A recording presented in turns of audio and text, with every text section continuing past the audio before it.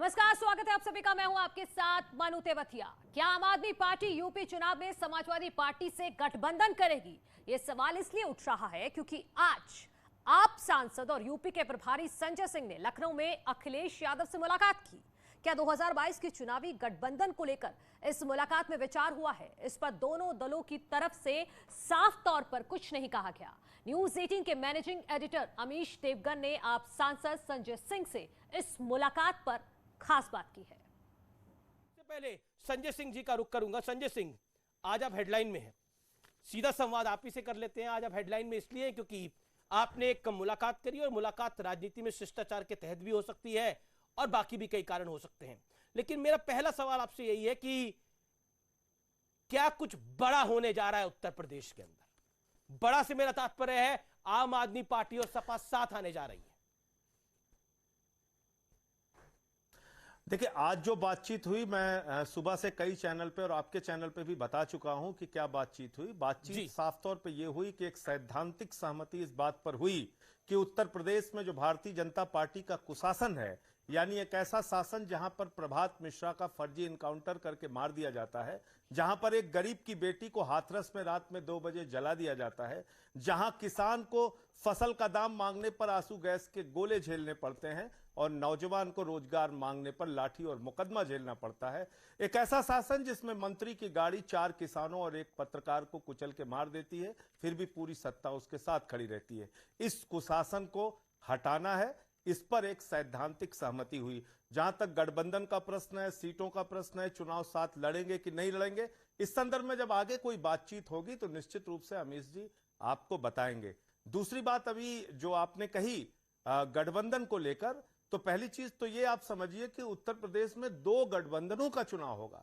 ऐसा नहीं है कि भारतीय जनता पार्टी इस स्थिति में है कि वो अकेले चुनाव लड़ रही है। नहीं, भारतीय जनता पार्टी ने 2017 का चुनाव अपना दल, ओम प्रकाश राजभर की पार्टी और निषाद पार्टी के साथ मिलकर लड़ा।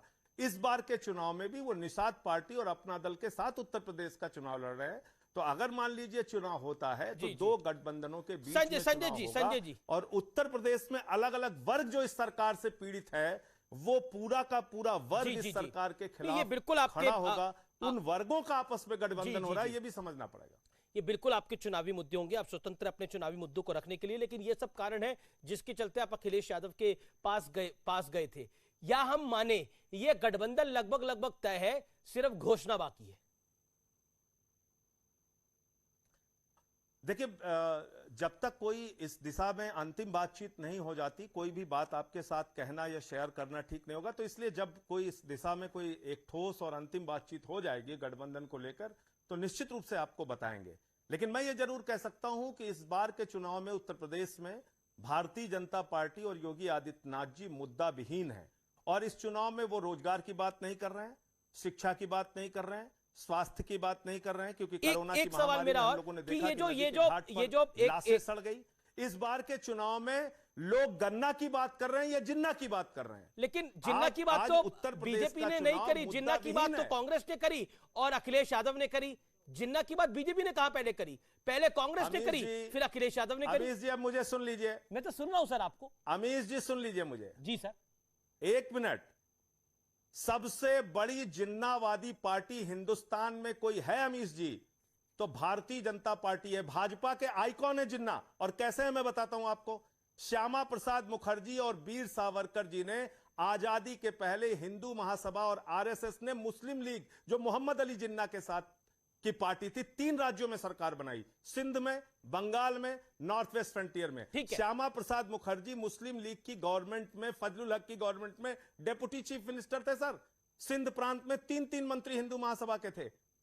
नॉर्थ वेस्ट फ्रंटियर में तो आप कह रहे हैं कि बीजेपी जिन्ना वाली पार्टी है, आरएसएस और हिंदू महासभा के। तो लेकिन जिन्ना की तारीफ तो बाकी दल करते हैं, बीजेपी तो करती नहीं है। जिन्ना की तस्वीर के लिए अलीगढ़ मुस्लिम यूनिवर्सिटी में बाकी दल मरे जा रहे हैं। अरे सुन तो लीजिए जी, सुन तो लीजिए पूरी बात। तो सुना आपको। लाल कृष्ण आडवाणी जी आजादी के बाद पहले ऐसे नेता हैं, देश के उप प्रधानमंत्री रहते हुए, जो जिन्ना की कब्र पर जाकर मत्था टेकते हैं, चादर चढ़ाते हैं, विपक्ष के नेता थे, बताते हैं और क्या हुआ अडवाणी जी का हाल? संघ के प्रमुख थे, लाल कृष्ण अडवाणी ने अगर जिन्ना की मजार पे मत्था टेक दिया तो उनका हश्र क्या हो गया? के वरिष्ठ ये हमारे सामने वो अपनी किताब में जिन्ना को महिमा मंडित करते हैं। तो लाल कृष्ण अडवाणी का हाल क्या हुआ? पॉलिटिकली लाल कृष्ण अडवाणी 2009 का चुनाव हार गए थे। मैं तो बार बार कहता हूं, जो जिन्ना और टीपू सुल्तान की बात करता है वो भारतीय राजनीति के अंदर बहुत बुरी तरह से उसका हाल होता है।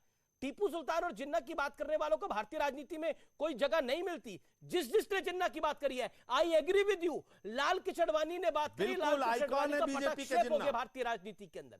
वो आप कह सकते हैं कि 2009 का चुनाव अगर बीजेपी हारी तो लाल कृष्ण अडवाणी जिन्ना की मजार पे ना जाते तो बीजेपी वो चुनाव ना हारती। सही कह रहे हैं आप कि लाल कृष्ण अडवाणी का पटाक्षेप हो गया, लेकिन अब जिन्ना की बात बीजेपी नहीं कर रही, बाकी दल कर रहे हैं।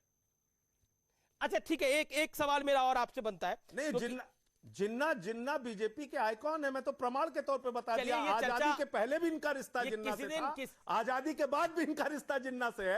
और इतनी मजबूर और मुझे लगता है इस पार्टी के ऊपर मुझे दया आती है। इनको पाकिस्तान के नेता का नाम लेके हिंदुस्तान का चुनाव लड़ना पड़ रहा है। अच्छा एक बात मैं आपसे, एक सवाल मैं जरूर पूछना चाहता हूं आपसे, मेरे बड़े दिल में था, क्योंकि पंजाब का भी चुनाव है और अरविंद केजरीवाल ने वहां एक बयान दिया कि हम कांग्रेस का कूड़ा नहीं लेना चाहते। तो मतलब इसका मतलब क्या था? मतलब कांग्रेस का कचरा, माफ करिए, कांग्रेस का कचरा नहीं लेना चाहते, क्या मतलब था इस बयान का? ऐसा है अमीश जी, ऐसा अमीश जी, ये सवाल जो आप पूछ रहे हैं, बहुत सारे सियासी दलों का गठबंधन राजनीति में होता है। और मैंने आपको बताया कि जिस भारतीय जनता पार्टी की बात आप कर रहे हैं कि योगी के खिलाफ लामबंद है, योगी तो खुद गठबंधन से चुनाव लड़ रहे हैं उत्तर प्रदेश में। क्यों नहीं अकेले लड़ते? वो क्यों अपना दल को लेकर लड़ रहे हैं? नहीं, मैं तो पंजाब पे सवाल पूछ रहा हूं, मैं तो पंजाब पे सवाल पूछ रहा हूं जो अरविंद जी ने बोला। मुझे बताइए, आप मुझे बताइए। नहीं, अरविंद जी ने जिस संदर्भ में बोला था कि अगर किसी भी पार्टी का विवादित व्यक्ति होगा, जो हमारा 3C का जो फॉर्मूला है उसके अनुरूप नहीं होगा तो उसको हम नहीं लेंगे, उसको हम नहीं लेंगे, ये बोला था। लेकिन क्योंकि आम आदमी, मेरा ये सवाल आपसे, येदियुरप्पा को भ्रष्टाचार के आरोप में निकाला और फिर उसी येदियुरप्पा को मुख्यमंत्री बना दिया। क्या बात करेंगे बीजेपी की? बीजेपी वो पार्टी है जिसने उस पीडीपी के साथ समझौता किया जो अफजल गुरु को शहीद मानती है। अच्छा, मेरा एक सवाल है कि क्योंकि आम आदमी पार्टी वैकल्पिक राजनीति की बात करती थी, वसूल है, क्योंकि आम आदमी पार्टी वैकल्पिक राजनीति की बात करती थी, वैकल्पिक राजनीति की बात, हाँ, तो लेकिन अब आपको अखिलेश के साथ जा सकते हैं बीजेपी को हराने के लिए बात कर रहे हैं। आज भी हम शिक्षा के मॉडल की बात कर रहे हैं। अब आप अखिलेश के पास जा सकते हैं बीजेपी को हराने के लिए। आज भी केजरीवाल साहब गए तो उन्होंने कहा महिलाओं को 1000 रुपए हर महीने देंगे। आज हमारी पार्टी हर राज्य में जहां भी जा रही है एक एजेंडे के साथ, एक मुद्दे के साथ। उत्तर प्रदेश में भी हमारा अभियान 300 यूनिट बिजली फ्री को लेकर चल रहा है। लेकिन अब आपको लगता है कि अखिलेश बिल्कुल ठीक है, अखिलेश में कोई समस्या नहीं है, वैकल्पिक राजनीति में बीजेपी को हराने के लिए अखिलेश के साथ भी समझौता हो सकता है, तो आने वाले दिनों में कांग्रेस के साथ भी समझौता हो पाएगा? बहुत सारे ऐसे जनता के बुनियादी मुद्दे जिसका समाधान उन्होंने 17 के पहले भी किया था अखिलेश यादव जी ने, और अभी इस चुनाव में भी लगातार वो तमाम ऐसे मुद्दों की चर्चा कर रहे हैं। 300 यूनिट बिजली फ्री की बात हो या किसानों की बात हो।